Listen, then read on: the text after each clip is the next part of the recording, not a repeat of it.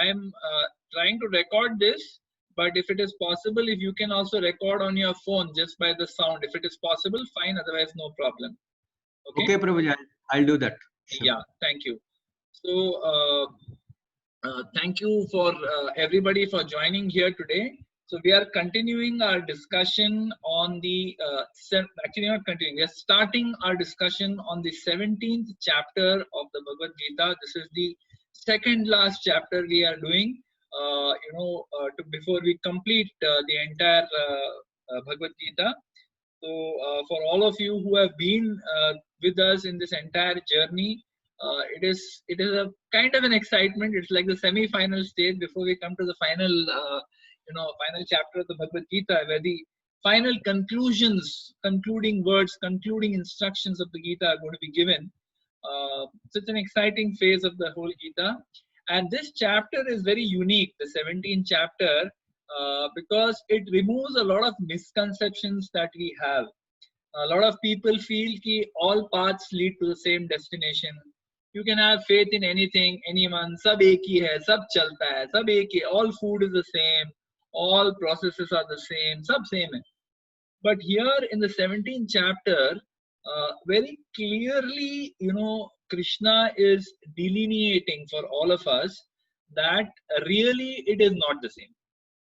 He speaks about, he says there are three types of faith, first of all. Even faith is connected to, what kind of modes we have acquired. It's evolving from three modes of material nature. So there is faith in goodness, there is faith in passion, there is faith in ignorance. And in the summary to the chapter, it is mentioned that the acts that are performed by those whose faith is in passion and ignorance, they give some result. It's not that if you're performing some activities in the mode of passion and ignorance with your faith, whatever faith it is, so we'll discuss some of these faiths as we go along, you will get some result. It's not that you will not get any result, but you will not get the same result as you will by performing pure devotional service. It is incorrect and inaccurate to assume that you can do anything and still get the same result. It is like saying ki, I will study for NEET exam and I will appear for JEE and I will still clear. Oh, nahi hota hai. It's not the same. They're two different animals. So you can't assume that whatever you do, it's the same. It's not. That's not our experience in the material world also. So how can we assume that any path, any spiritual path leads to the same destination? It doesn't. So that's one important thing for us to understand in this chapter. And then another aspect that we discuss in this chapter is that Krishna then gives examples that specifically three types of faith. He talks about food, about charity, about penance, about speech. Everything can be looked at in terms of the three modes: the mode of goodness, the mode of passion, the mode of ignorance, which we have discussed in the 14th chapter. Also, we discussed about the three modes. Burijan Prabhu actually compares it to three colors. He says, we have three colors. We have three primary colors, right? Yellow, red, and blue. So he says that if you mix yellow with red and blue, you will get yellow with red and blue, or red with yellow and blue, or blue with. You keep mixing, you'll get 9 different combinations. Then out of those 9 combinations, if you take each one and you mix it with 8 others, you will get 81 combinations. So you're saying in the same way, the mode of goodness, when it's not like sometimes we look at our activities in terms of, I am in mode of goodness. I am in mode of passion. I am in mode of ignorance. We look at, but it's not so simple. Because our actions, our choices, our reactions to certain stimuli that are given to us, now they're all determined by a very complex mixture of all these modes. Any like 3 colors can give 81 combinations. Similarly, 3 modes of goodness, passion, and ignorance, when they come together in different combinations, they can create a completely different kind of person. That's why we see so many varieties of people, right? You can't say that everyone just falls, is everyone is similar. Everyone is different. Everyone's nature is different. Why? Because we're all on the bodily platform. So we'll discuss a little bit about this in this chapter. It's a very interesting chapter. So Krishna gives different types. He says that, food in the mode of goodness, food in the mode of passion, food in the mode of ignorance.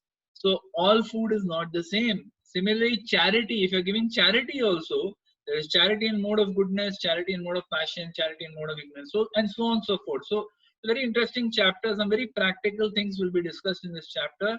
So I request you to kindly stay connected while we're discussing the 17th chapter. So in the previous chapter, if you remember, the 16th chapter, it was concluded in the end that one who does not follow the principles that are laid down by scriptures, such a person is called an asura or a demoniac person. And one who follows the scriptural injunction is called a deva or a demigod, or a person who is divine in nature. Right? Now, Arjuna is asking this question in this chapter. The 17th chapter starts with a question asked by Arjuna. Again, he's asking a question after some time. So here he asks that if one person with faith follows some rules, may not be as per the scriptural injunctions, but is following some rules, unka position kya hai? Now we think that if somebody is strictly following the rules, then they are like devatas. If they are strictly not following the rules, then they are demoniac. But if someone is following some rules, may or may not be according to scripture, unka kya? Is there any hope for them? What about them? So Arjuna is asking out of his compassion, because again he is a devotee.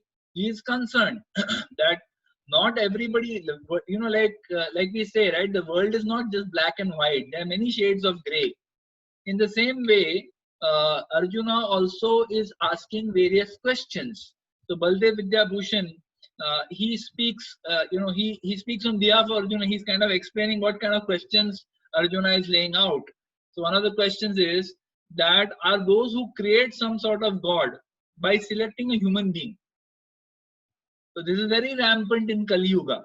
Arjuna is asking these questions in Dwapar Yuga, but it's very rampant in Kali Yuga that a human being who has certain qualities, certain opulences, sometimes certain siddhis, what do? We create them into a god. We make them god. We start calling them Bhagwan, right?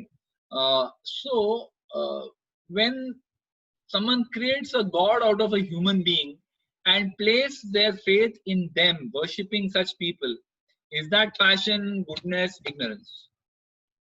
Do such people also attain perfectional stage of life? मतलब वो तो अपना faith लेके कर रहा है. So do they attain perfection? Is it possible for them to be situated in real knowledge? Can they also elevate themselves to the highest perfectional stage? And also one more question, that those who do not follow the rules and regulations of scripture, who do have faith in something and worship gods and demigods and men, do they attain success in their efforts? So Arjuna is basically asking on behalf of everybody who is not following anything perfectly. वो अपने हिसाब से, by their own faith, by their own idea, they are trying to follow something. Whether it is correct, not correct, they also don't know. They are just following the herd. मेरे को किसी ने बताया कि अरे वो बाबा जी हैं, बहुत उनमें बहुत शक्ति है उनके पास, very powerful. मेरा एक प्रॉब्लम था, मैं उनके पास लेके गया and वो प्रॉब्लम उन्होंने सॉल्व कर दिया. Now that much is enough for someone to place faith. In today's day and age, everyone is suffering. Material world is designed in such a way that there is challenge at every step. Every moment there is some problem or the other coming in our lives. So it is, if someone comes and tells you, hey, I know this Baba ji, इसने मेरे को एक ताबीज दिया, या इसने मेरे को एक मंत्र दिया, या इसने मेरे को एक कुछ तो एक पुड़ी दिया, वो करते ही मेरा सब प्रॉब्लम चला गया. Right? Now if you hear this and you're in all kinds of difficulties and you have tried everything, nothing worked, what will you do? What's the harm? Let me try it out. मैं भी कोशिश करके देखता हूँ, मैं भी अपना एक पत्थर मार के देखता हूँ क्या निकलता है. So if you go, you are placing your faith in that person. Now, that person may be bona fide, may not be bona fide, may be a devotee, may not be a devotee, may be genuine, may not be genuine. You don't know, but you have placed your faith in him. So what happens to such people? So these are some of the questions that are troubling Arjuna, and he's asking this in the first verse. So in the second verse, the Supreme Lord Krishna, it starts by saying, Shri Bhagavan Uvacha. So Krishna is saying that if one does not follow the scripture, does not follow the Vedas, then what happens? Then it is quite normal that they will follow the natural instinct which will be in either goodness or passion or ignorance as per the habits that one has cultivated in the previous life. So if in all our lives, if we are engaging in certain activities, either in, as I said, it's never strictly mode of goodness, mode of passion, mode of ignorance. There will always be a mixture. It's like a melting pot of multiple modes coming together, and we act in those modes. So based on what we have done all our lives in our previous lives, we acquire certain types of bodies, certain types of modes we acquire. It is like हमारे शरीर में वो धातु हैं, those elements are there in our body. Out of those 81 colors, maybe there are 40 colors which are more mode of ignorance. There are maybe 30 colors which are more mode of passion, and there are some 11 colors which are mode of goodness. This is what we are born with based on our desires of previous life and what our karma is of previous life. We are born with that body. ये 81 color लेके हम लोग पैदा हुए हैं. Now after that, what do we do with this? Right? In this lifetime, again, according to the modes we have acquired, the moment sense object दिख गया, the dominant modes act on us, and we continue to act in those modes. That's how it works. So this nature which we have acquired due to previous lifetimes, as per what habits we had in our previous lifetimes, as per what kind of association we had, did we associate mostly with people in mode of passion and ignorance? Then yes, that is what, वही रंग चढ़ेगा अपने पे. जो जिन रंगों के साथ हम लोग associate कर रहे हैं, वही रंग तो चढ़ेंगे हम पे. It's like you can't expect that if I am associating with people who are extremely sinful in nature, who have no regard for any government, any rules, any scripture, any God, if you are spending all your time talking to them, naturally you will also become like that. It is not any surprise. जैसा रंग जैसा संग वैसा रंग, as they say. You become what you associate with. So we have to be careful whom we associate with. If we associate with people who are primarily in the mode of passion, ignorance, we will become like that. If we associate primarily with people who are in mode of goodness, जिनका 81 में से 40 number goodness का है, if you associate with these kind of people, then we are more likely to have those kind of qualities. And in this lifetime also, what nature we have inherited from our previous lifetime, it will continue to evolve according to the modes that we associate with in this lifetime. Therefore, we have to be so careful whom do we associate with. What our parents told us in our childhood, अरे बाबा, have good friends. गलत friend के संगत में पड़ गए तो गया तुम्हारा career. Why they said that? Because they have this instinctive knowledge is there, that one follows the natural instinct that one has already attained, and then if they get that kind of association, they continue in that. Parents also can see ना कि अरे मेरा बेटा पैदाइशी वो ऐसा है, right? From his birth or from her birth, my child is like this. My child is very gentle. My child is very passionate. My child is very dull. Right? And they see this right from their birth. They're able to see almost from when their child is 6-7 months old, these characteristics start manifesting. So remember that this will evolve. It's not that if you're in a particular mode, you are like that for lifetime. No. If you have a desire and you associate with people who are in mode of goodness, slowly those qualities will start rubbing off on us. but we have to have that desire and make that effort. Then it is possible. So, according to what modes we associate, we will have those qualities. We can see this even in practical life. We don't have to go to scripture for this. Even in practical life, we can see that if, for example, somebody is working in a company.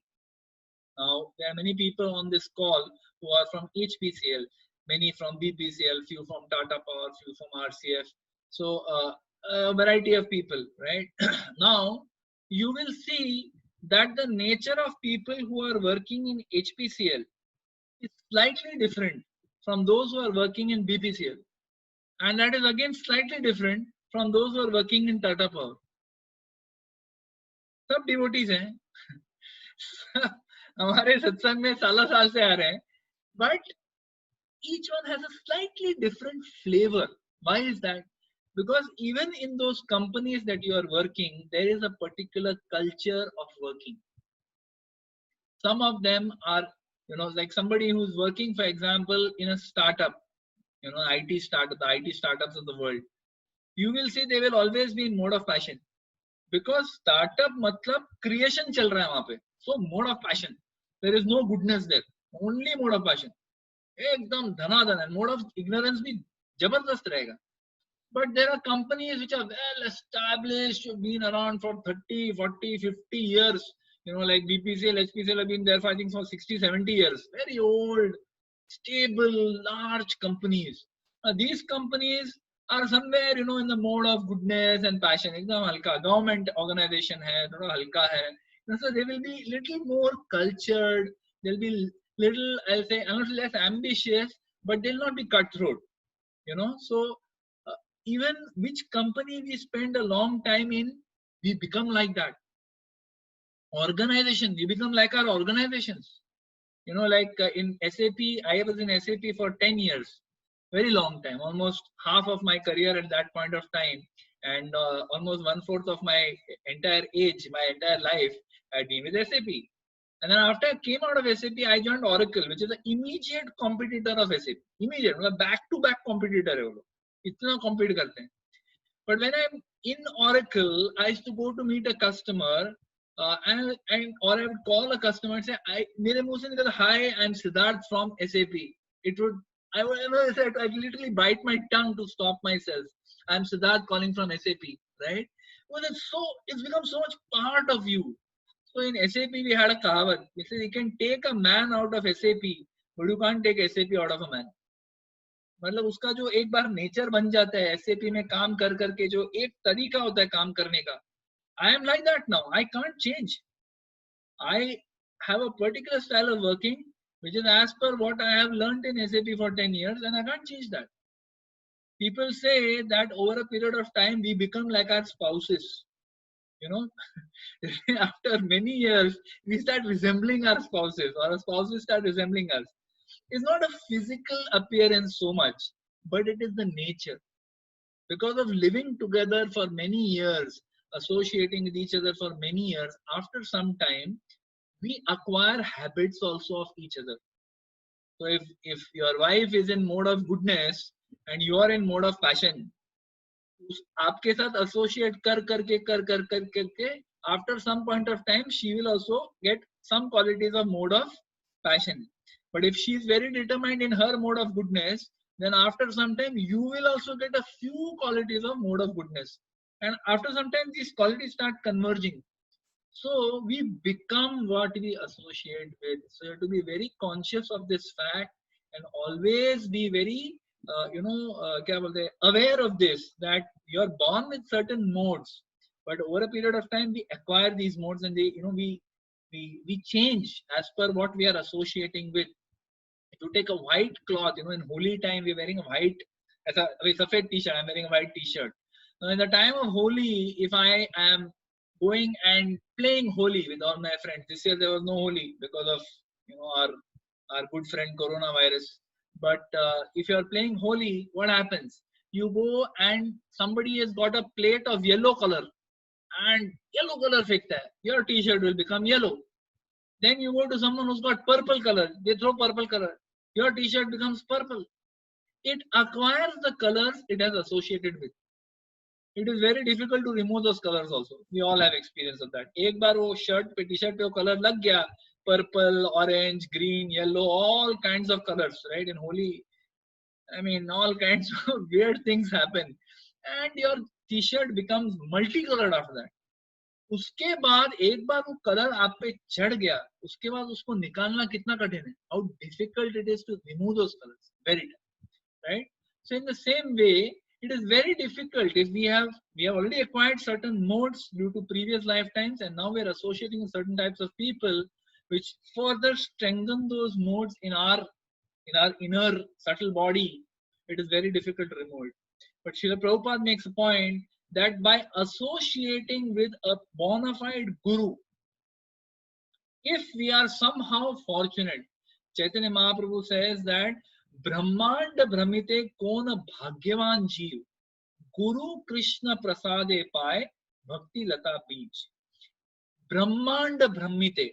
So the soul, the spirit soul which is eternal, it is transmigrating from body to body to body to body. Dehinismin yatha dehe kaumaram yavanam jara tatha dehantara praptir dhirastatra namuyati. So the soul is continuously transmigrating in this body from youth to from boyhood to youth to old age, and then goes into another body, and then another body, and then another body. Punarapi jananam, punarapi maranam, punarapi janani jatare shayanam. Again and again, the soul is taking different bodies, right? Brahmanda Brahmite kon bhagyavan jeev. Who is that fortunate soul? Guru Krishna Prasade Pai. Prasade means mercy. By the mercy, causeless mercy. It's not that we have done anything to deserve this bhakti that we have received, this process of bhakti we received. We have not done anything to deserve it. But by the mercy of some devotee, by the mercy of Guru and Krishna, Bhakti Lata Beej, the seed of bhakti is sowed in our heart. In that seed, if we continue to associate with a bona fide Guru, the good devotees, with good set of devotees, we associate with them and we follow the principles of scripture, what happens? Then this nature, which has been acquired over millions of lifetimes and continues to be reinforced in this lifetime, it can be changed. There's a very beautiful story in the Srimad Bhagavatam which illustrates this point. There was once a hunter called Mrigari. Now this Mrigari was a hunter by profession and by birth also. Even his ancestors were all hunters. But Mrigari had specific, and his family, his ancestry, they had a specific way of killing animals. वो लोग क्या करते थे? They would kill the animal, they would shoot the animal in such a way, they were so expert, they would shoot the animal in such a way that the animal would not die in one go. वो animal जो था तड़प तड़प के मरता था, मतलब it would ऐसा tremble with pain and then die. So one time Narad Muni was passing through the forest and he saw many animals which are lying around there trembling with pain, quivering with pain, but not dying. And he was like wondering, Baba, who has done this? कौन है ये व्यक्ति की इतना कौन cruel हो सकता है कि torturing an animal and killing? Just kill. Why? If at all you have to kill, why kill like this? And then he sees Mrigari and he tells Mrigari, what is this you are doing? So Mrigari tells him with some degree of pride that, Arey, this is expert skill that I have learned. Not everybody can kill like this. I am an expert. Narad Muni tells him that, do you realize what you are doing, my friend? It is said that sadhu sanga sarva shastra koi, lava matra sadhu sanga sarva siddhi hoy. So even a moment's association of a pure devotee is so valuable.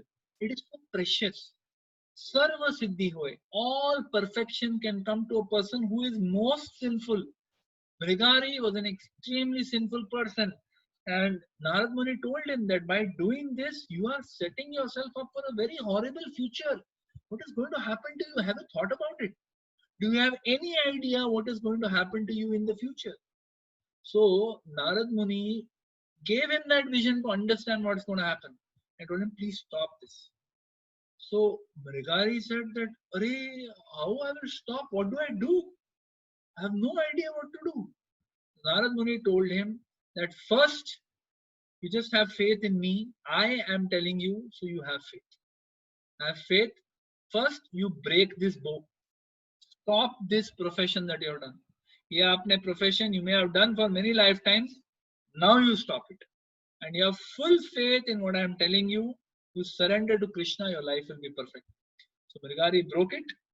He immediately took initiation from Narad Muni and he started chanting the holy names of the Lord. And then Narad Muni told him and he went away. And then after some years, he came back to that place. And Mrigari was expecting Narad Muni to come. He came along with Angira Muni. I think, I'm not sure. I think it's Angira Muni. So he came with Angira Muni or Parvat Muni. I don't remember. Rimona Prabhu, you can correct me. So he came and at that Parvat Muni. Yeah, Parvat Muni. Thank you. So he came along with Parvat Muni, and at that time, as he was coming, Narad Muni was coming, Agase he was coming. At that time, Mrigari saw his guru coming. So he immediately wanted to pay obeisances. But then as he was about to fall full Dandavat, he was about to do. At that time, he noticed that there was a line of ants that was walking on the floor. What he did with his Angvastra, very respectfully, he moved those very gently, very lovingly, he moved those ants across. And then he did full Dandavat. And then, Narad Muni and Parvat Muni saw this. And they were so impressed by the transformation that has come about in this person. Same person who would kill animals and leave them to die, writhing in pain, torturing them to death. That same person who was so cruel, so hard-hearted, who could see animals suffering and would get his enjoyment from that. That person now is so transformed that he doesn't want to hurt even a single ant. How did this happen? A person who is in complete mode of ignorance, how he came to this mode of goodness, which is showing very great gentle qualities, qualities of great purity. It happened because of the association of a devotee, and it happened because he followed the instructions of his guru. With all sincerity, he took to chanting the holy names, and because of that chanting, because of association of the Supreme Lord, Nam Namakari Bahuda Nija Sarva Shaktis. The Lord says that I have invested all my power in the holy name. There is no difference. Abhinatva Nama Namine. There is no difference between the name and the person carrying the name when that person is the Supreme Lord. Now I may say that, Radha Gopinath Prabhu always says, Naam, aankh ke andhe naam Nayan Sukh. That you may be blind in your eyes and you may have the name Nayan Sukh. You may have the name Shanta, but you may be causing great misery for everybody, right? So the name in material world is not necessarily representative of the qualities of the person. But where the Supreme Lord is concerned, his name and he himself are non-different. So by chanting the holy names, Hare Krishna, Krishna Krishna, Hare Hare, Hare Ram, Ram Ram, Hare Hare. We have to have complete faith that this chanting of the holy names is actually giving us the association to, giving us the opportunity to associate directly with Krishna. It is not some theoretical thing. That holy name is Krishna. So by associating with the holy name, by genuinely chanting with great intensity, by putting our heart and soul into that japa that we are doing on a daily basis in the morning, put your heart and soul into it. Then you are actually associating with Krishna. That association, if it can happen, we were hopefully not as sinful or as cruel as Mrigari. We have had our bad habits, we have done our bad things in life. But if Mrigari can be transformed, that is the power of the holy name. If Ajamil can be transformed, why not us? Why will the Lord not give us his mercy? We have to have that faith. It's a very powerful process. By associating with a bona fide guru and following the principles of Shastra, following instructions of the guru, this nature can be changed from a lower mode to a higher mode. It's very important. So in the third verse, we'll just read the verse. One moment. Yeah. So in the third verse, Krishna says, O son of Bharata, according to one's existence under the various modes of nature, one evolves a particular kind of faith. The living being is said to be of particular faith according to the modes he has acquired. So, what is happening here? Uh, Everyone has a particular type of faith, regardless of who he is. So it's not that we only those who are devotees of Krishna or devotees of Shiva or devotees of Ganesha have faith. बाकी किसी का faith नहीं है. No, everyone has faith. But what Krishna is saying here is that faith is considered as goodness, as passion, or ignorance according to the nature that one has acquired. So if I have acquired mostly mode of goodness from my previous lives and in my current lifetime also, then my faith will also be in mode of goodness. If I have acquired mostly mode of passion and ignorance, then my faith will also be in mode of passion and ignorance. If I have acquired faith in mode of ignorance mostly, then that faith will also be like that. The very next verse, Krishna talks about, that whatever faith you have, and based on that faith, what worship you do. Very next verse, Krishna talks about it in the fourth verse. So we have to understand that our faith is considered goodness, passion, or ignorance according to the nature that we have acquired. Now, originally, who are we? We are not this body. We are not Sridhama Sakha Das. We are not Umesh Kucheria. We are not who else? We are not A.K. Jain. We are not Lata Nair. Who are we? We are not Sachin Akhade. We are actually the spirit soul, the eternal spirit soul, which does not die, which is full of knowledge, which is full of bliss. This is the nature of the soul. The soul is not affected actually by any of the modes. Mode of goodness, soul is above mode of goodness also. Shuddha Sattva. But, and as Krishna says in the Bhagavad Gita, Mame Vamsa Jiva Loke Jiva Bhuta Sanatana Manasasthani Indriyani Prakriti Sthani Karshati. So originally the soul is pure. It is part of Krishna. Mamay Vamso Jiva Loke Jiva Bhuta Sanatana. We are Amsha, we are part and parcel of the Supreme Lord who is supremely pure. So like the absolute Supreme Lord is supremely pure, the soul is also originally pure. There is no doubt about it. We should not have any doubt. The soul is pure. But then why do we become what we become? क्या कारण है जिसकी वजह से हम लोग form pure? Sometimes we also should be wondering, na? Like, what example I can give?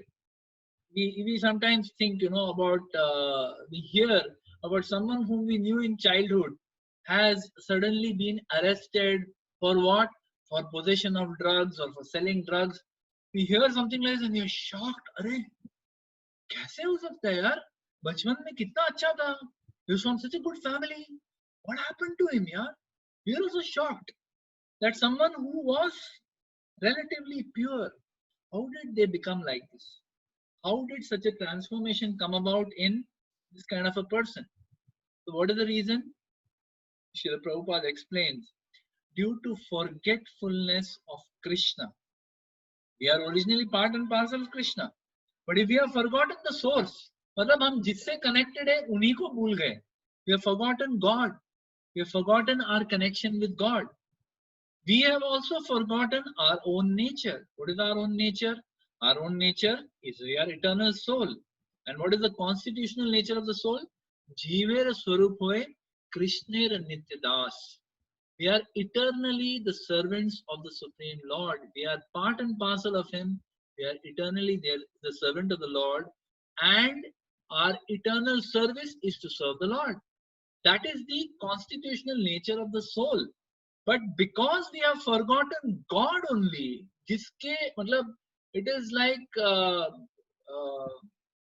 what I can say, that If a person who is a cricketer, he has some stroke of amnesia, and because of that he forgets everything. वो सब कुछ भूल जाता है. वो भूल जाता है कि उसका कोई कोच था. वो भूल जाता है कि उसका कोई एक there is a cricket association that he is part of. He forgets everything. So same way, because we have forgotten God, we have forgotten our nature, then what Prabhupada uses a very interesting phrase. He says, such a person, he forgets his nature as a soul, as eternal soul. He forgets his connection with Krishna, and then one gets entangled in the three modes of material nature. Prabhupada quotes this many times in Chaitanya Charitamrita. Krishna bhuliya jiva bhoga vancha kare nikatastha maya tare jhapatiya dhare. Radha Gopinath Prabhu always quotes this verse that Krishna bhuliya jiva bhoga vancha kare. That by forgetting Krishna, what happened? If I remember Krishna, that he is my supreme Lord, I am part and parcel of this supreme Lord, my nature is to serve him. But if I have forgotten the person whom I have to serve, then what happens? Krishna bhuliya jiva bhoga vancha kare. Immediately now I have moved from the mindset of a person who wants to serve the Supreme Lord to a mindset of a person who wants to become the Supreme Lord. Hey, what God? Let me enjoy. Let me become God. So he wants to enjoy. Bhoga vancha kare. Maya tare jhapatiya dare. Immediately Maya, the material energy of the Lord, grabs. Jhapatiya means grabs. He doesn't just come and lovingly coax you. Come beta, abhi tum mere territory mein aa gaye. No, she just grabs us. Jhapatiya dare. So one gets entangled like this in the three modes of material nature of Maya and generates his own position. Very interesting phrase Prabhupada uses. Generates his own position. Meaning what? That वो enjoyment के वृत्ति से he has a desire, he has a tendency to enjoy, and with that उसको जो भी मिलता है वो उसको उठा लेता है. He stops discriminating that, oh, this is not good for me, or this is not as per my nature. Like a child, who's been brought up in a family which is very sattvic, where they have been vegetarians all their life. Father, mother have never touched alcohol or any intoxicants or anything like that. Now that child goes to a college, goes to a hostel, and in that hostel he's exposed to all kinds of people, and those people try to tempt him. Now if he's weak, he gives in. If he's strong, if the sanskar given by parents are very strong, he doesn't give in. वो नहीं करता है. But अगर करता है, what happens? He generates his own position. Now he starts drinking, he starts smoking, and he has created his own position. वो अलग बन गया अभी, अपने parents से अलग हो गया थोड़ा सा. So you see, one color was mostly the mode of goodness color was working on that person. Now mode of ignorance has got mixed with that. Then it doesn't take time, mode of passion also starts coming. He associates with some people who are extremely ambitious. Chal yaar, koi startup karte hain. Extremely ambitious. Very good. That ambition mixed with mode of goodness and the mode of ignorance which is already there, which is got added recently. A different personality starts developing. He generates his own position. He becomes a different entity. He becomes completely, his nature changes.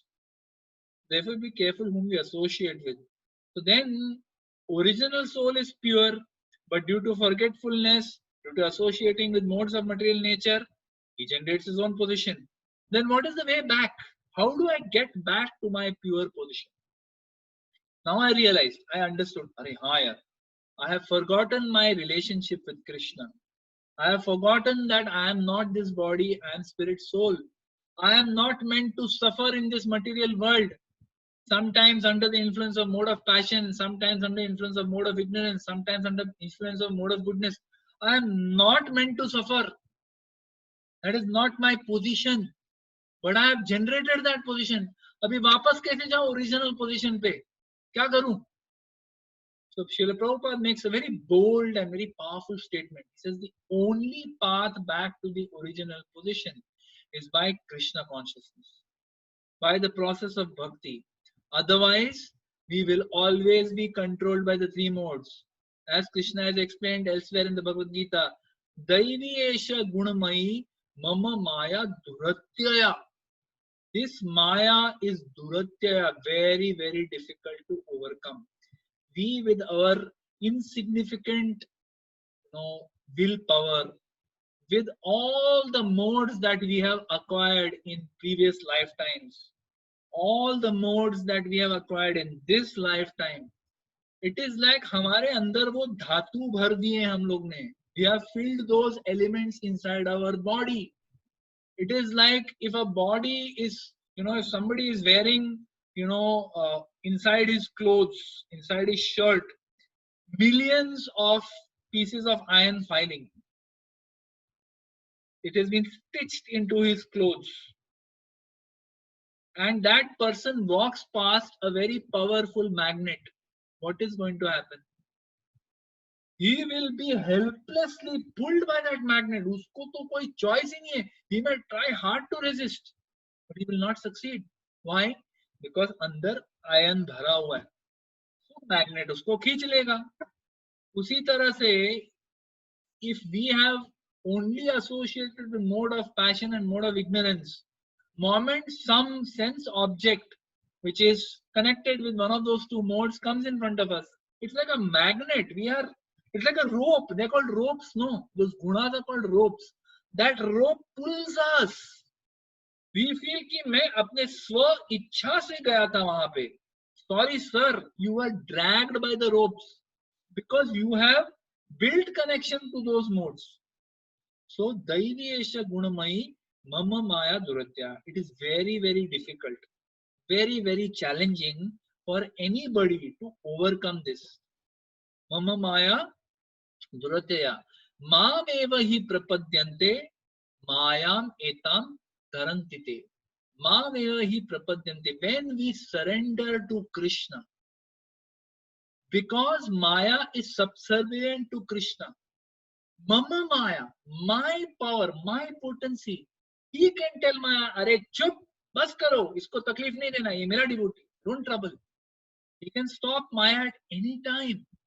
We have to express our desire to Krishna, because we are showing, what are we showing Krishna? What are we showing the Lord?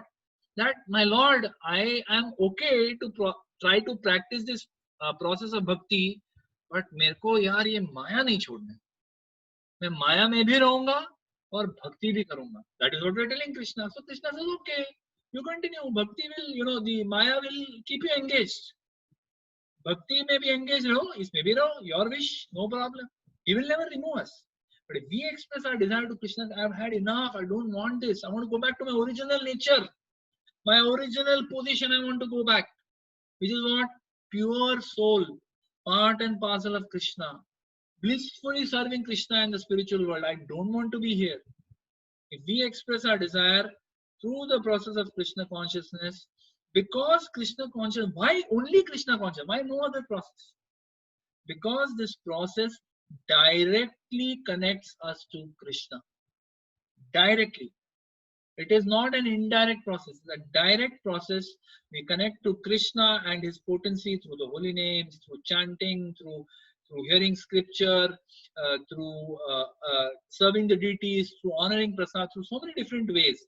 Directly connecting with Krishna through and his potency coming through Guru. So therefore, we can be lifted out of our situation. Prabhupada also says that faith is the starting point for bhakti. He says in the 9 processes of bhakti, ninefold process of bhakti, he says adho shraddha. Faith is the starting point of bhakti. Adho shraddha. We have to place our faith. We may not have full faith. We may not be fully convinced. we will not be fully convinced. We will always have some doubts in our heart. But if we were fully convinced, then what are we doing here? We would be straight away going back to Godhead. We're in the material world because we're not convinced. But a little bit of faith. Place a little bit of faith in the words of Guru, in the words of Bhagavad Gita. Krishna is telling us, have faith. Why would Krishna cheat us? Why would the Acharyas cheat us? Why would our Guru cheat us? They have no reason to do so. उनको हमको cheat करके कोई benefit नहीं मिलने वाला है. Krishna is telling us we should have faith. Faith is the starting point of bhakti, and Prabhupada makes a very important point that this faith is it is born out of actions done in the mode of goodness. So, if we are doing actions in mode of passion and ignorance all the time, remember that does not contribute to our faith in the process of bhakti. It does not. Only the activities that we do in the mode of goodness, those contribute to our bhakti. For someone who has never been connected with devotees, for someone who is new to the process of bhakti, what about them? Unka kya? So our acharyas explain that there is sukarma, there is vikarma, there is good karma, there is bad karma. Good karma is typically something in the mode of goodness. Vikarma is typically something in the mode of passion and ignorance. So if we are doing sukarma, that is not sufficient for us to get bhakti. Kaun bhagyavan jeev? Bhagyavan means fortunate, lucky. उसको कुछ luck मिल गया, कुछ तो उसको he got something which he didn't deserve. So if bhakti comes by my deserving it, then by just doing sukarma, I should get devotional life. That's not how it works. Acharyas explain that this bhakti comes to us through agyat sukriti. Agyat means unknown. Unknown to me, I did some sukriti, some good activity where I served some Vaishnava. I did some service for the Lord. Knowingly or unknowingly, I did it. That kind of activity, that standard of activity is what attracts the mercy of the Lord. Kaun bhagyavan jeev, Guru Krishna prasade paay, bhakti lata bij.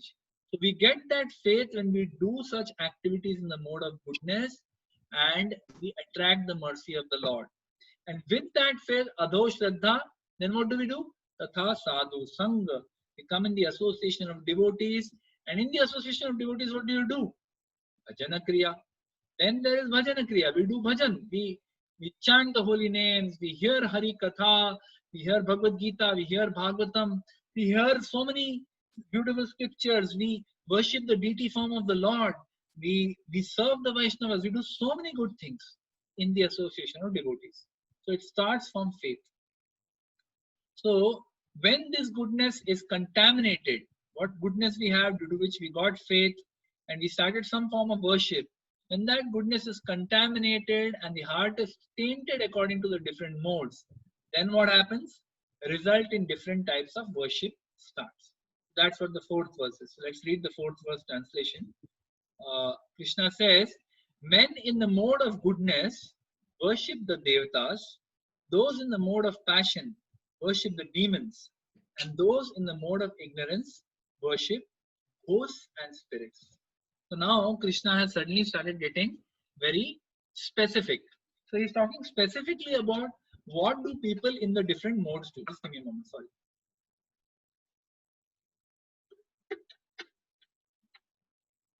So he says that those who are in the mode of goodness, okay, they worship the devatas, the demigods, for a purpose. So we see there are many demigods, many demigods, and each of these demigods, who are these demigods? These demigods are empowered living entities. Empowered by whom? Empowered by Krishna. He has given them specific powers which give them the ability to administer different functions of the universe. So according to the different functions that are there are so many types of demigods. So Krishna is saying that those who are worshipping the demigods for a purpose, like we worship, some people worship Lord Ganesh. We say he is Vigna Harta. Vigna Harta means what? मेरे ambitions में, मेरे जो इच्छाएं हैं, उन इच्छाओं की प्राप्ति में जो विघ्न आते हैं, what obstacles come in my journey towards my sense gratification, in my journey towards my material success, whatever vighna is coming, whatever obstacles are coming, Vigna Harta, he's the remover of those obstacles. So I worship Lord Ganesh. Sukha sampatti ghar aave, kashta mite tanka. So what is the intention? Not that I want to worship you, O Ganesh. I want to worship you. I just don't want anything from you. मुझे कुछ भी नहीं चाहिए आपसे, मुझे सिर्फ आपकी आराधना करनी है. No.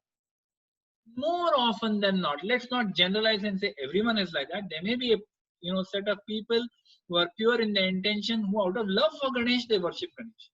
But majority, it is always with some material desire in the heart. Same way, some people worship sun god for good health. They worship Saraswati for intelligence. They worship Mother Lakshmi for what? Not for pure devotion to Lord Narayan. They worship Mother Lakshmi for wealth. They worship Uma for beautiful wife, and so on and so forth. So this is worship in mode of goodness. They are worshipping some demigod. It is better than not worshipping. It is better than being atheist. It is better than being completely demoniac with no regard for any authority. But it is not the best. See, I come back to that point that it is not the same. Worshipping a demigod is not the same as worshipping Krishna. Bhakti is only for Krishna. We can't have bhakti for anyone else. Pure devotional service is only for the Supreme Lord. So, goodness. Then in the mode of passion, we worship, as Prabhupada mentions here, we worship demons, or we sometimes worship even very powerful human beings. Prabhupada gives a very striking example in the purport. He says during the World War II, there was one gentleman in Bengal. What was he doing? He was worshipping Hitler. Can you imagine? He was worshipping Hitler. Hail Hitler. So why was he worshipping Hitler? He was worshipping Hitler simply because he was a businessman, and due to Hitler, World War had started. And because of World War, he was able to do a lot of black marketing, and he was becoming very wealthy because of that. So he started worshipping Hitler. He had a picture of Hitler on his altar, right? Similarly, we feel so ridiculous. Only a fool would do something like this, right? We feel like that. But we also have had our own humans whom we have worshipped. There are people who have worshipped film stars. There are people who worship cricketers. We say Sachin Tendulkar, the god of cricket, right? So he is like a god. For a person who is, a cricketer or wants to be a cricketer, he literally worships this person. Uska poster लगा के रखा है, पूरा दिन उसके videos देखता है, उसका technique देखता है, वो कैसे batting कर रहा है, how does he face the fast bowlers, how does he face the slow bowlers, how does he carry himself, how does he walk. Someone who's trying to imitate a film star, who sees a film star as his god, because he wants to become a film star himself or herself. He looks at, how does this film star walk? How does he conduct himself? How does he talk to his fans? How does he wave at his fans? वो सब कुछ देखता है और उसको imitate करता है. That is one form of worship. You are worshipping someone who is an ordinarily. You are worshipping. You're worshipping someone who is an ordinary human being, and with that ordinary human being, you are investing all your time and effort and thoughts in that person, right? So this is the worship in the mode of passion, and then there is worship in the mode. And another thing is, people feel that anyone can be. Prabhupada makes this point. They think that anyone can be worshipped as God, and the same results will be obtained. Now, I am just pausing for a moment on this statement. They think that anyone can be worshipped as God, and the same result will be obtained as by worshipping If I worship Ganesh, it's the same thing. I worship Krishna, it's the same thing. I worship Chandi, it is the same thing. If I worship Sachin Tendulkar, also same thing. वो भी भगवान का ही अंश है वो भी भगवान ही है वो भगवान से कोई कम है क्या I will worship you can if you want to you do it so this is worship in mode of passion where you're worshipping ordinary people or you're worshipping demoniac people Hitler like someone like Hitler that is there but don't think that the same results will be obtained no sir doesn't work like that and then there are those who worship in the mode of ignorance so Srila Prabhupada mentions Krishna is mentioning here that such people they worship the ghosts and the spirits Prabhupada gives an example that there are some people who are little, less understanding of who is God or anything spiritual. They have no spiritual knowledge. But they believe that if I worship some ghost, then I will get some benefit from it. So they go to some far off place in some forest where they have heard, is पेड़ में एक, भूत प्रेत कोई है. So I will go here and I will worship. There are people who worship Mahakali. There are people who worship Chandi and they sacrifice animals. Now it is much less. 100 years back, this was not infrequent. Huh? Now it is very less because, but abhi bhi hai. There are even today there are some people who perform these kind of sacrifices. Maybe in interior India, maybe somewhere in Africa, people do these things. Right? This is called worship in the mode of ignorance. And Prabhupada says at the end of the purport, very interesting point. He says, through association of persons of transcendental nature, one can be purified of different qualities of material modes of nature. So you may have, as Krishna says in third and fourth verse, that according to the modes you have acquired, you have a particular kind of faith. You start a particular kind of worship according to those modes and that faith that you have acquired and you have built over a lifetime. And because of that, you may worship so and so demigod, you may worship so and so human being, you may worship so and so, anything you may be doing. But Prabhupada says, if we associate with people of transcendental nature, meaning what? Such people have transcended this material world. They are in the material world, but they are not of the material world. They have certain qualities that are even beyond mode of goodness. They are above that. These are the pure devotees. These are the devotee whose one moment's association also has the potency to transform your life. You just see them speaking, your life is changed. You just see them walking in the temple hall with a bead bag in hand. There's something in your heart that flutters when you see them. You see them intensely doing kirtan. Your heart is changed. You see them offering a flower to the Lord, during Shingar Darshan. Your life is changed. Association of such people should be the goal of our life. Associating with saintly people. This is really the important goal of life. Nothing else is so important. All the money, all the homes, all the fame, all the all the assets, all the education that you may accumulate in your lifetime, they're all going to be taken from like this. In one snap of a finger, it will be gone forever. You will never get it back. You will be born elsewhere in some other family. You will not even remember what assets you collected. You will not even remember what education you had. Nothing. ये कोई काम का नहीं है. At the time of death, नहीं rakshati dunkling karne. If you have got all kinds of argumentative brilliance, you are able to argue with people over vitarka, you are able to do a lot of discussions. None of that will help you at the time of death. What will help you? What association you have taken of pure devotees? When have you engaged purely in the process of devotional life? This is what will help you. Right? So very important point Prabhupada mentions. So those in the 5th and 6th verse, so in the verse 2 to 4, he speaks about those who are doing some worship, but may not be according to scripture or doing their own thing.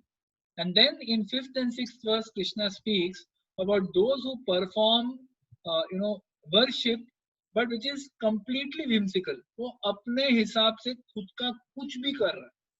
kuch bhi. It is not even as per mode of goodness, passion, ignorance, nothing. He says, those who undergo severe austerities and penances, not recommended in the scriptures, performing them out of pride and egoism, who are impelled by lust and attachment, who are foolish and who torture the material elements of the body as well as the super soul dwelling within, they are known to be demons, are known as demons. So,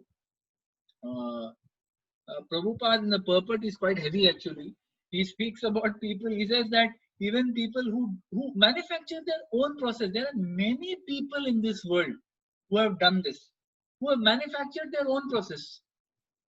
Matlab, they will take some small aspect from scripture, then they will add their own flavor to it. उनका खुद का interpretation उसके ऊपर add करके, उसको water down, उसको dilute करके, they will present it, with so much confidence and with such great communication skills that people feel, अरे यार, यही चीज तो मेरे को सुनना था. This is what I was waiting for.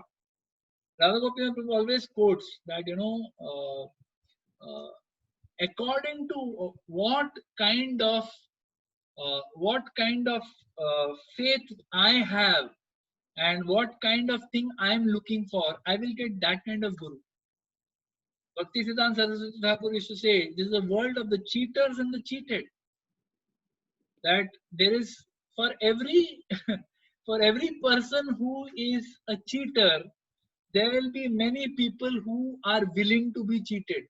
They're not willing to be cheated, but they have a desire. So unka desire kya hai ki main kuch, I will do some spiritual process or spiritual path I will take because I want to get a good wife, I want to get a good career, I want to make a lot of money, I want to become a king, I want to become a big politician, I am just a small karyakarta in some political institution, I want to become a MLA, I want to become chief minister, I want to become MP, I want to become prime minister.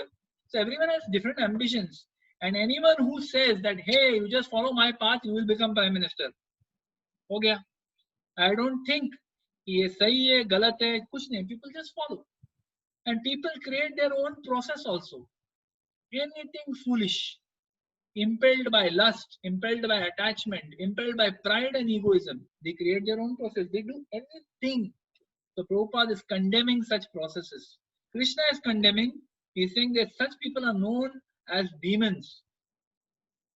Prabhupada says, fasting for political purpose. So people say, I will fast unto death.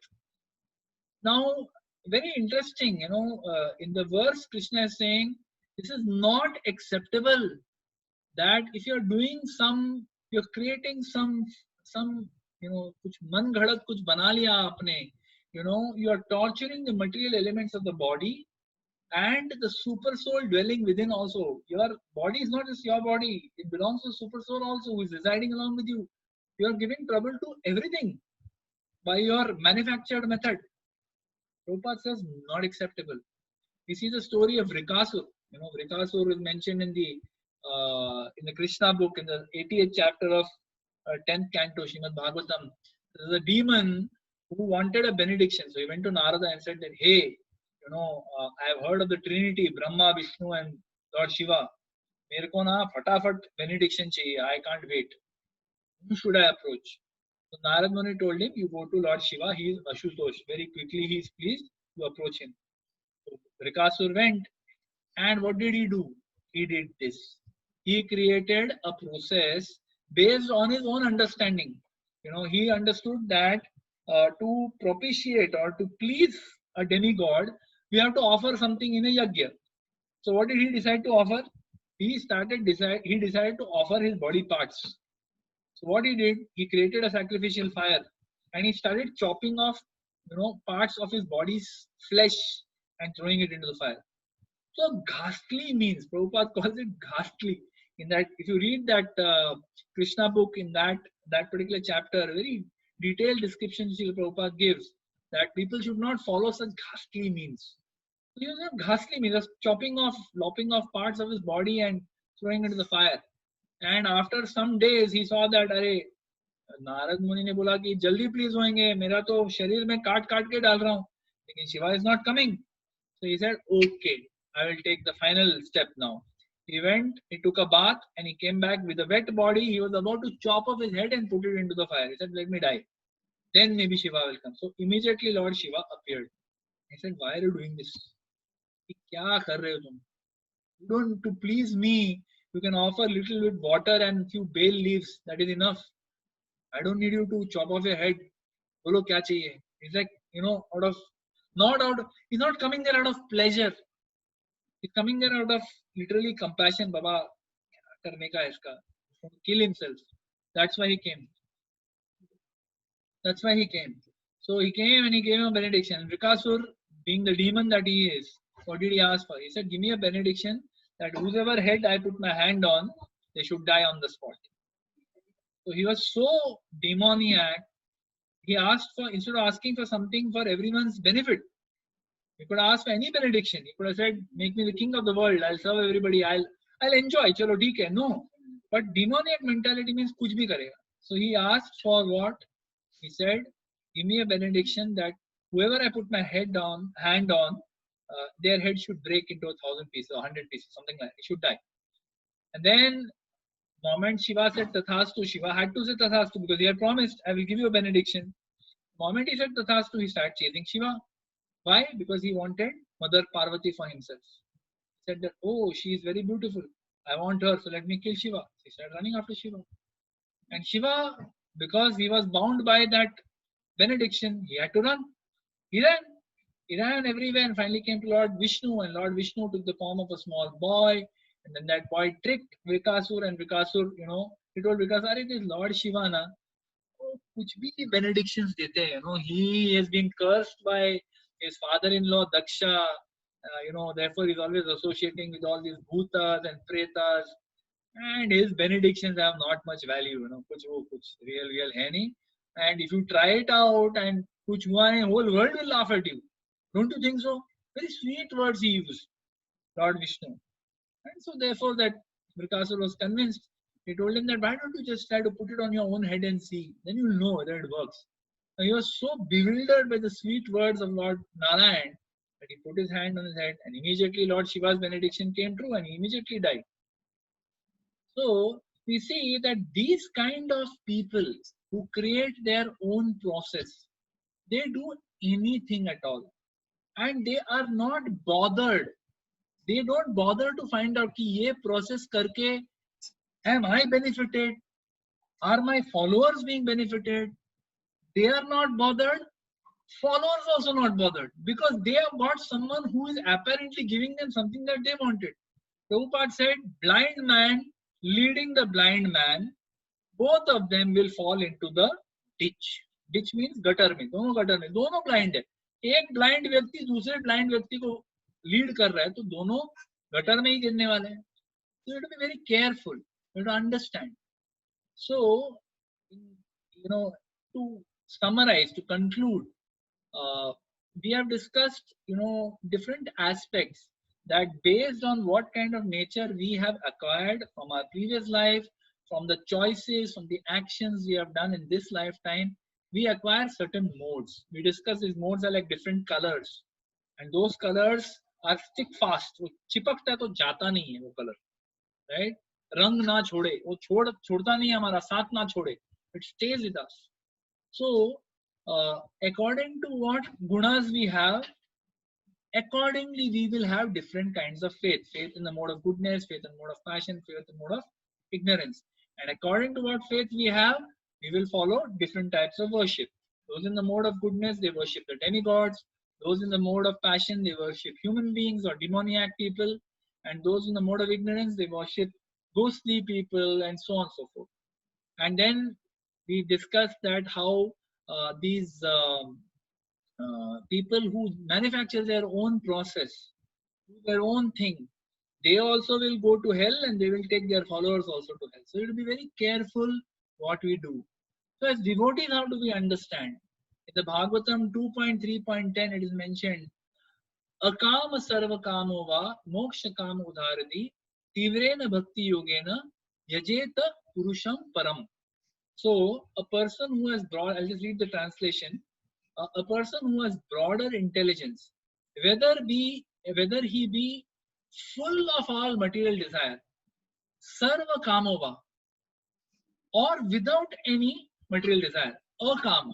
Akama means without any material desire. Sarva kama means full of material desire.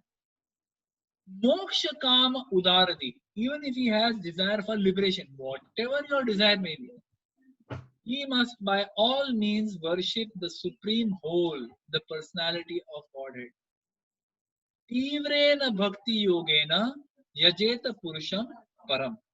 So one must, with tivra, with intensity, one must try to worship Krishna, and by that one will become perfect.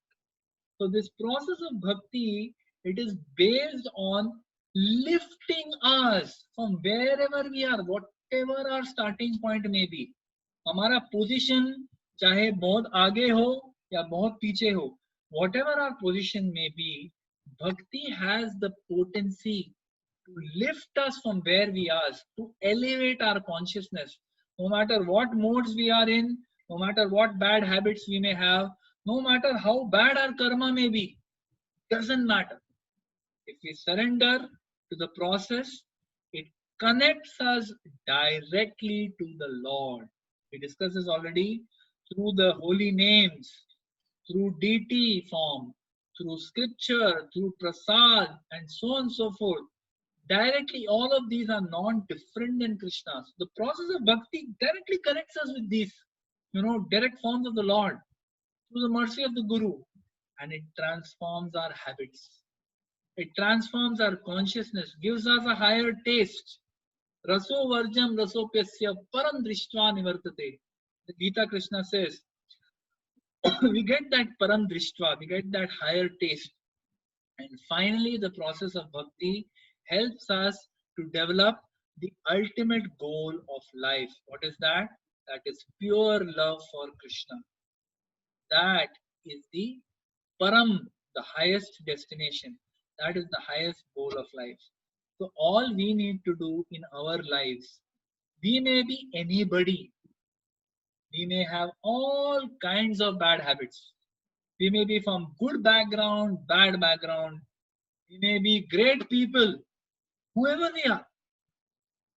If we just simply surrender to the process of bhakti, it is a very powerful, very potent, very simple, but very effective means to take us out of all this jhanjal which we have been discussing in the last so many chapters. Since chapter 13, we have discussed about this, the banyan tree of material life. We have discussed about modes of material nature. We discussed about divine and demoniac nature. सब ये सब मारपीट से अपने को निकलने का सीधा रास्ता क्या है? Process of bhakti. Let us all take to sincerely participating in the process of bhakti and perfect our lives by loud, sincere, and incessant chanting of the holy names. Hare Krishna, Krishna Krishna, Hare Hare, Hare Ram, Ram Ram, Hare Hare. I thank you very much. Hare Krishna. Shrimad Bhagavad Gita की जय, श्रील प्रभुपाद की जय, श्रील गुरुदेव की जय, जय गौर प्रेमानंदी, हरि हरि बोल. Are there any questions or comments anybody would like to add, please?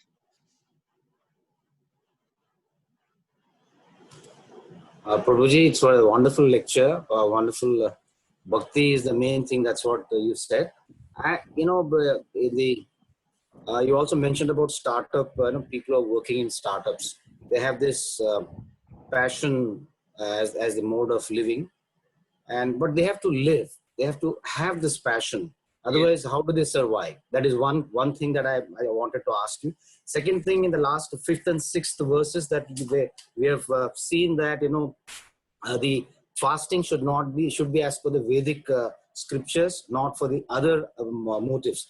We have seen not historically, we have seen in the political history of India that for gaining the independence, the father of the nation also has done that, but he also was following Gita in his own way. So what do you have to say about those kinds of personalities? The first question was what? I forgot. The first question. That is about startup, people who are Okay. living Yeah, in passion. yeah. So first question is about startup. See, the point is, if we are, if we have to understand why are we doing what we're doing. You know, if you are clear about the purpose of your life, purpose of your life is not to earn money. Purpose of your life is not to get stock options. Purpose of your life is not to get a valuation. That's not the purpose of human life. Human life is meant for higher destination, because in animal life you will not be able to understand all these topics we discussed for last sawa ghanta, right? Yeah. Animal will not understand. Ab kutte ko bitao baaju mein, he will whine loudly, but he will not understand. Human being can understand that I am not this body. Great difficulty he can understand, but he can understand that I'm not this body. He keeps hearing, he will understand. So, if you understand the purpose of life, purpose of human life is not to earn money or earn great reputation or valuation or anything. If you understand the goal of my life is to understand my constitutional nature as part and parcel of Krishna and to engage in his service. Let me do whatever I can to engage in Krishna's service. Let me serve Krishna in a way that is pleasing to him. Now, in that process of pleasing the Lord, in that process of serving the Lord, I am a grihastha, right? I am a householder. I have to work. Now, if I'm working by my circumstances, if I have got a job in a startup, I have to work in that startup with passion. Otherwise, I'll be thrown out in 1 week. Doesn't matter. We can work with full ambition. We can work with full intensity. We can work like a donkey for 12 hours a day. That's fine. But at all times with the consciousness, why am I doing this? For whom am I doing this? I will not do anything here that takes me away from Krishna.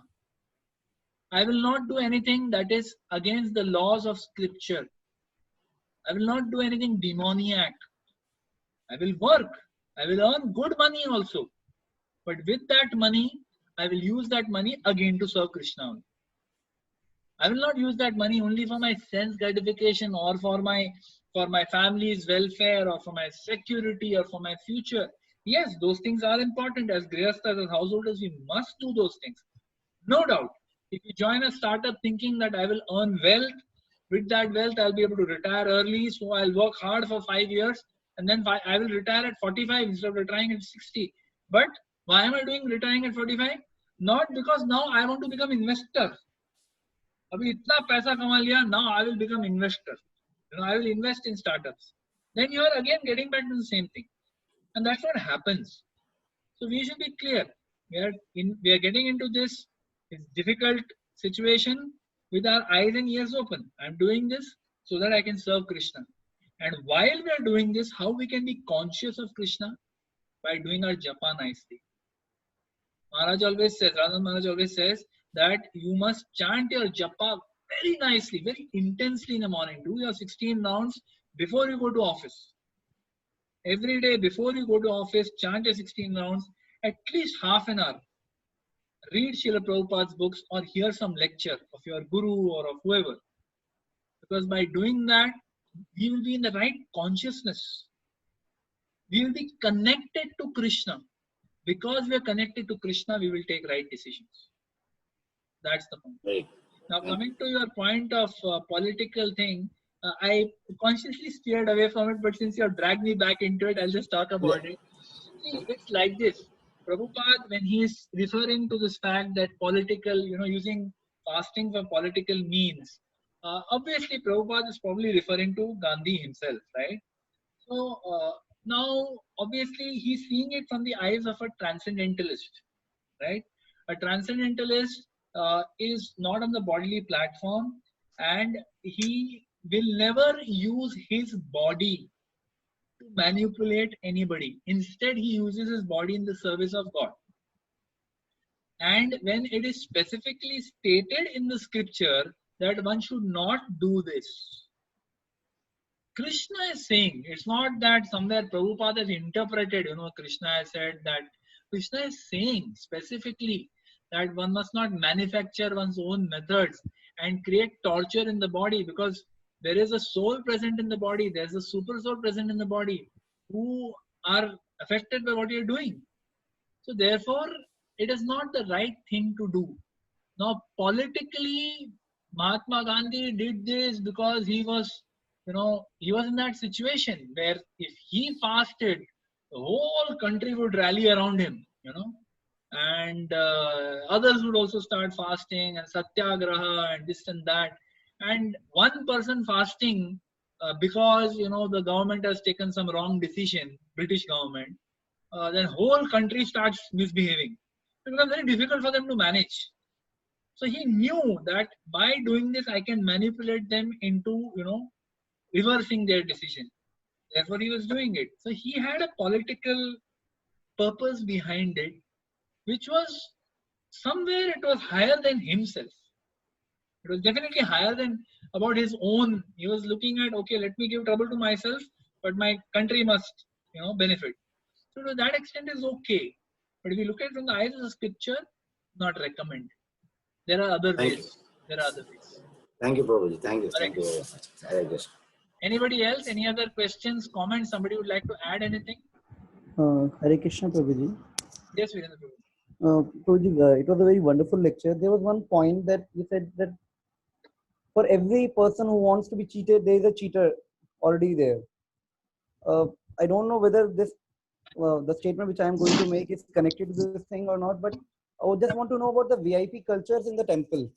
In the so many temples, there are some VIP lines. People, going purchasing some tickets and going for the darshan, for the VIP darshan specifically. So how to understand this thing, Prabhuji? I mean, what kind of faith and what division of faith? So it is not connected to cheaters and cheated. Let me put it that way. It could be connected, but let's look at it from a positive point of view. Okay? Yes, Prabhuji. Let's approach this from a positive point of view. Now, in a temple, there are, like if you take a temple like Tirupati, for example, right? Where probably lakhs of people come for darshan every day, right? So naturally, lakhs of people who stand, there will be some variety of people who want to take darshan of the Lord at any cost, cannot afford to buy a ticket, so they will stand in the queue. And there will be some people who are very rich, very powerful, and they will buy a ticket and go straight to the front of the queue because they have vitamin M, paisa hai unke paas, so they can do it.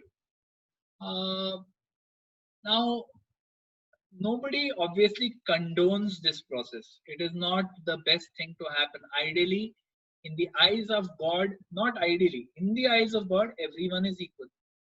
Whether you are coming, Krishna says that Patram Pushpam Valam Toyam. He doesn't say he's not asking for anything opulent. We just discussed, Lord Shiva said, give me some water and Bel Patta, I am happy. Krishna is saying the same thing, some water, one leaf, some fruit, some flower, you give me, I am happy. He's equal to everybody. But simply from a practical perspective, to ensure that, the temples are running in a smooth manner, it is the management of temples which takes such decisions.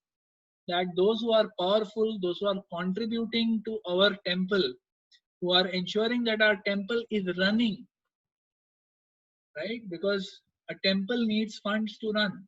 Now, I'm just giving a very practical thing. I'm not saying this is to be condoned or is to be followed.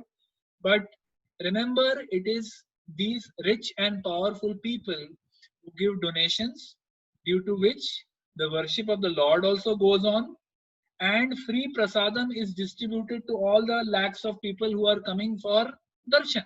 They get 1 second darshan, they are pleased with that, and then they come for prasad, which they can't pay for. That is being paid for by the richer people. by the donations that they have made. Now, it is probably just pragmatism at play that someone is paying for that darshan, that quick darshan, but they don't mind paying a premium because for them their time is valuable, and therefore they say कि यार थोड़ा extra donation दे देता हूँ, but I will get darshan quickly. Is it bhakti?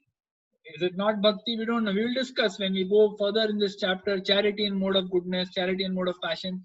That could be a different discussion. But the point is that these people are giving some donation due to which the temple is benefiting, and the other lakhs of people who can't afford to pay money and go, they are also benefiting because they get free prasad, they get some other facility. All the facilities that are created in the temple, where nice rows are made, nice shelters are made in the rains and everything, are made by donations of people. So there's a bit of pragmatism at play there. It is not a process that is recommended by the Supreme Lord or anything. So the Lord is equal to everybody. You see in the Bhagavatam it is mentioned when Krishna came to this particular place, I forget, this Bahulashva and Shrutadev. So one was a king and one was a very poor Brahmana. Krishna divided into two and went to both their houses. And in both their houses, he was served in a completely different way. But he was equal to both. He enjoyed both the experiences. That is the Lord. But we human beings sometimes need to take practical, pragmatic decisions just to ensure the management and sustainability of the temple, so that the service to the Lord does not stop. I don't know if that answered your question. It's So, not. actually, the reason behind asking this question was that people at times uses this particular thing to blaspheme devotees or blaspheme the temple or the society. They say that, oh, the temple is, see, there is some VIP line going on there. The Lord is equal to everyone. Then why this VIP line? Why this VIP culture? So it is very difficult to answer them, or I mean, No, to so this is how satisfy we them. answer them. This is how we answer them. We can tell them that, while there may be a VIP queue, it is because they have made, certain donations to the temple. They are contributing to the temple. Therefore, a VIP queue is there. But as far as giving Krishna Katha to everybody, there is no discrimination. Everybody is given Krishna Katha. As far as serving prasad to everybody is served prasad. As far as opportunity to serve the deities, everyone has an opportunity to do it. वहां का discrimination दिख रहा है हमको. You are seeing discrimination in only one thing, which is a pragmatic, practical aspect of managing a temple. But everything else, everyone is equal. Everyone gets to hear katha. We don't say that, oh, you are poor, so you don't get katha. Everyone gets to hear katha.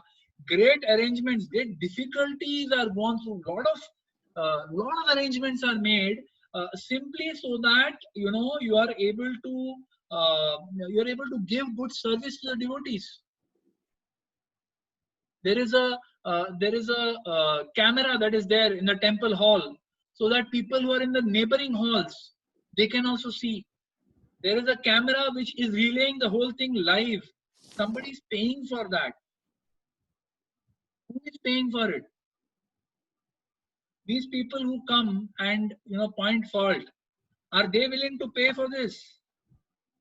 No, they want to find fault. So someone who wants to find fault will find fault anyway. What we have to tell them is that this is what is the practical situation. But as far as spiritual practices are concerned, there is no discrimination. Everyone chants the same holy names. Everyone sits on the floor and listens to katha. Some people sit on chair according to their physical limitation, but everyone sits and listens to katha. Everyone sits on the floor and eats prasad from the same plate.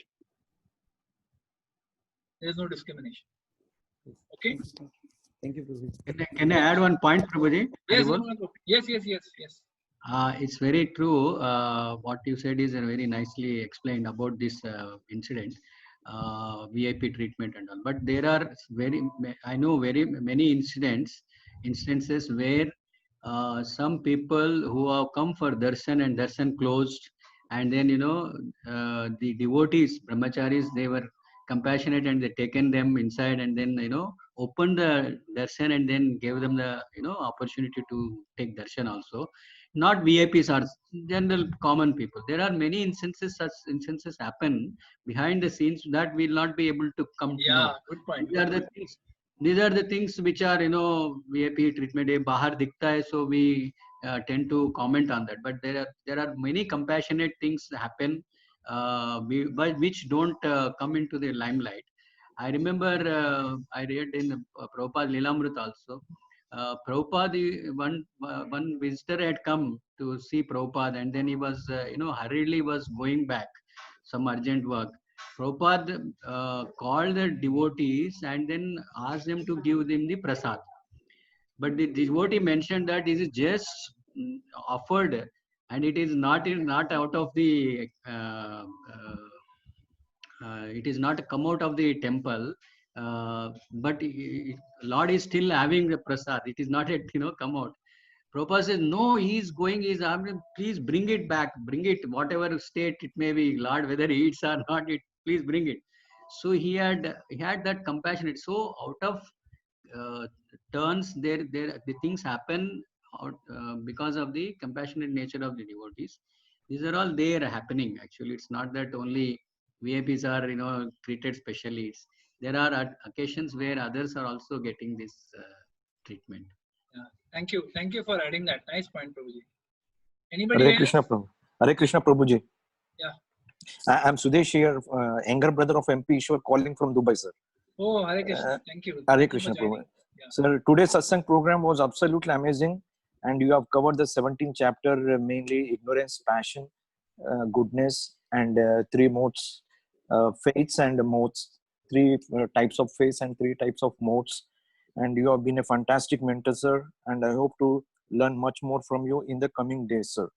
Hari Bol. Hare Krishna. All glories to Srila Prabhupada. Right, I'm only repeating his words. Thank you. Thank you for the encouragement, Prabhuji. Thank you, sir. Thank you so much. Okay, I think we are almost at 8:40. Yeah. Umesh, you have a question or comment? No, it's okay. If you want to wind up, I can. No, it's okay. Quickly. If you can just quickly, yeah. Just a quick question. My own son, he says I'm in mode of passion, and why are you asking me to do bhakti? Which is in mode of goodness. You are in mode of passion, not your son. No, my son. Your son says he is in mode of passion. Yeah, he has a he reads Bhagavad Gita and all that. Yeah. And then he said, okay, looks like I'm a very passionate person.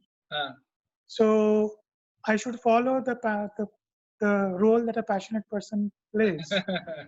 So why are, not in a negative way. Ask him to read Mahabharat. He has read Mahabharat is filled with stories of pure devotees who are very passionate, right? If you see the stories of Bhima, the stories of Arjuna, see, Yudhishthir was in mode of goodness. Sahadev and Nakul were in mode of goodness. Sahadev, one of the two, I think Nakul had little bit mode of passion, but Sahadev and Yudhishthir were pure goodness, pure mode of goodness. But Arjuna and Bhima had elements of very much of mode of passion, right? They're Kshatriya. So Kshatriya matlab hoga hi wo. Mode of passion hoga hi. Bhima to showed mode of ignorance also. But they were devotees. Why were they doing what they were doing? Let them be in mode of passion, that's all right.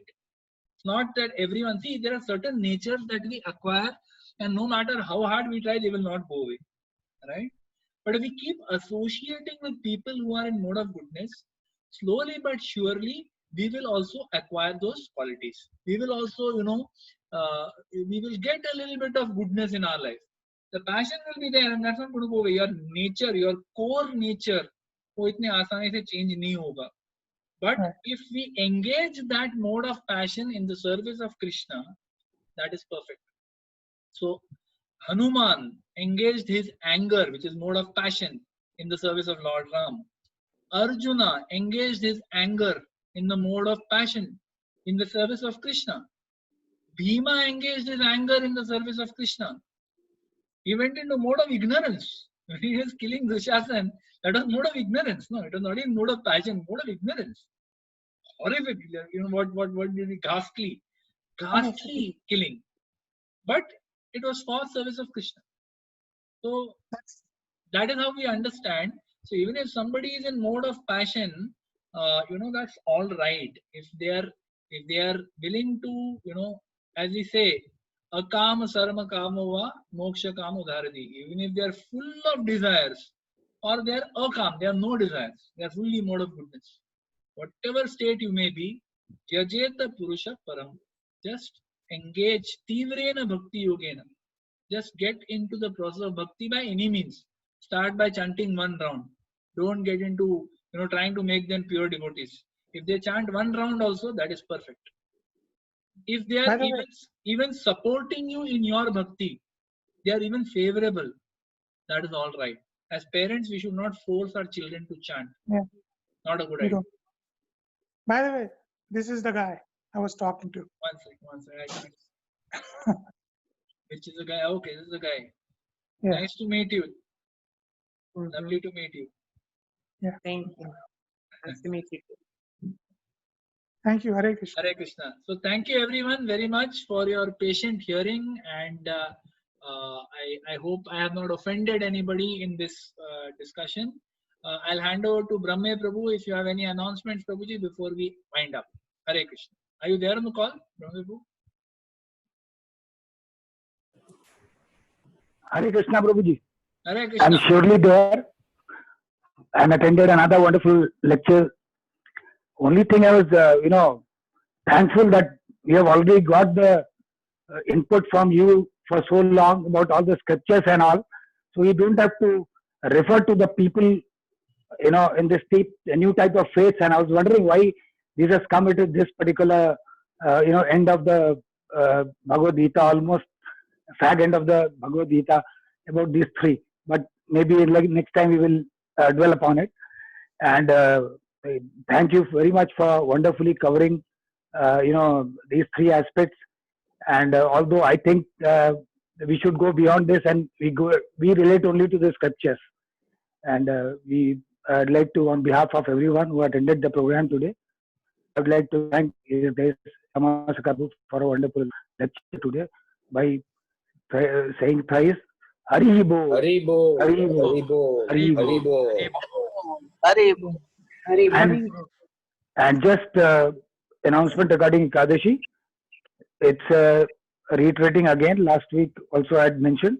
It's on 17th June, Yogini Ekadashi, and 18th June is the parent time between